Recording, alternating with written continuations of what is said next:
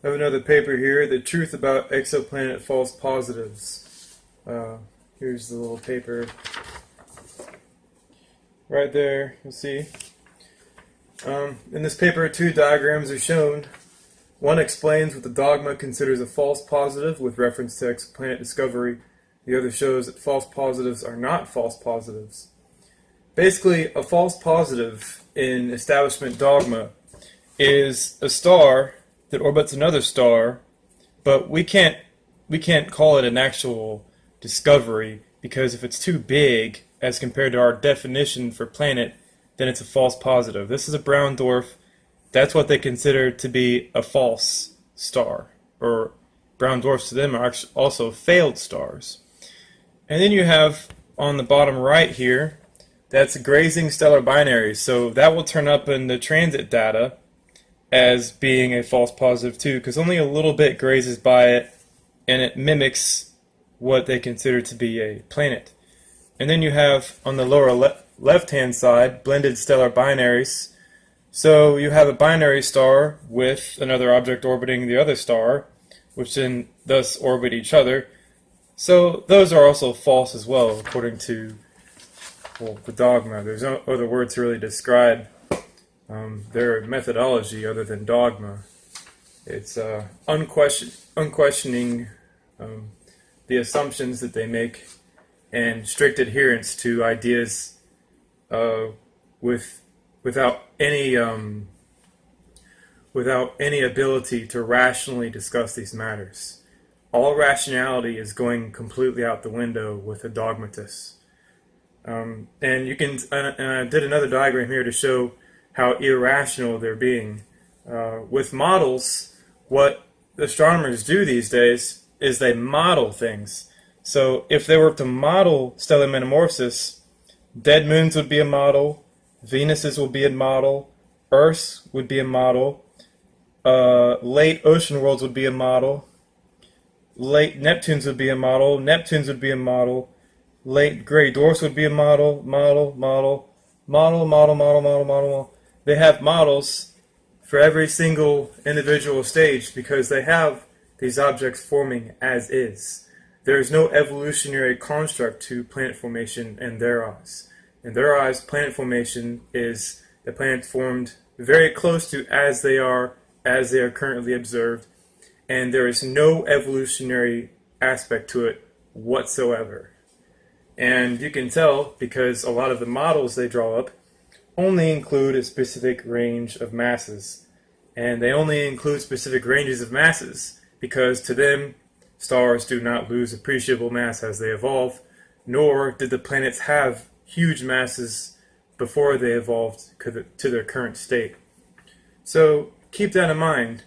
Notice that they will chop things up into little bits and pieces, completely neglecting the big picture. And the big picture is that they are the same objects. They're in different stages of evolution. And it's very important to understand that as we go on and as we progress through the age of exoplanets. But I highly doubt that they're going to fix their massive mistake because of the weight that already goes into their assumptions.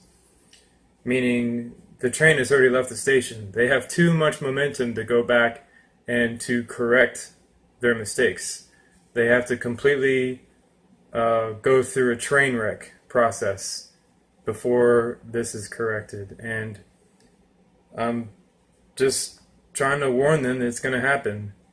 Unless they, can change their ideas and correct themselves, it's just going to be a train wreck over the next couple of years.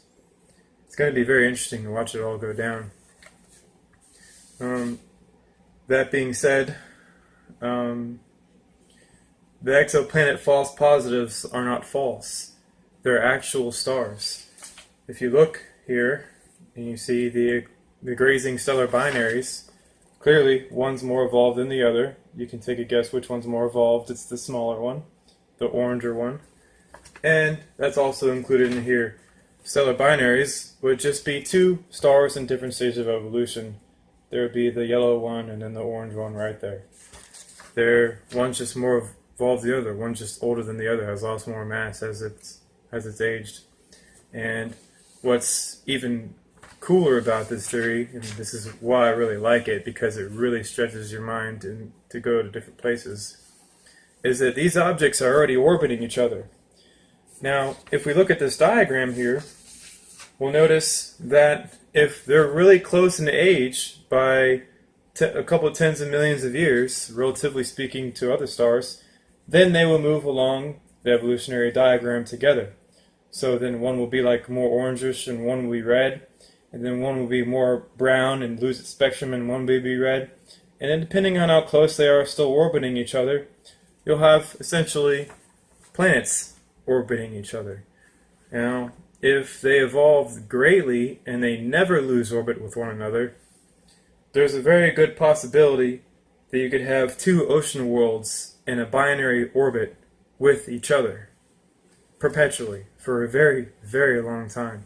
And that would be absolutely incredible to think there are extraterrestrial systems where you have, like, for instance, say you have like us. Instead of the moon being the moon, it's another Earth with people like us. And then they just exchange ideas, exchange spacecraft, exchange goods and resources. So it would be like crossing the Atlantic between England and the United States, only it would be with two planets that are billions of years old. That would be absolutely fantastic to find something like that. Bring a whole new meaning to War of the Worlds if one should happen to develop nuclear weapons before the other. Can you imagine? They wouldn't have to worry about radioactivity like ruining their planet. They could send rockets up there and blow up another planet before the other one.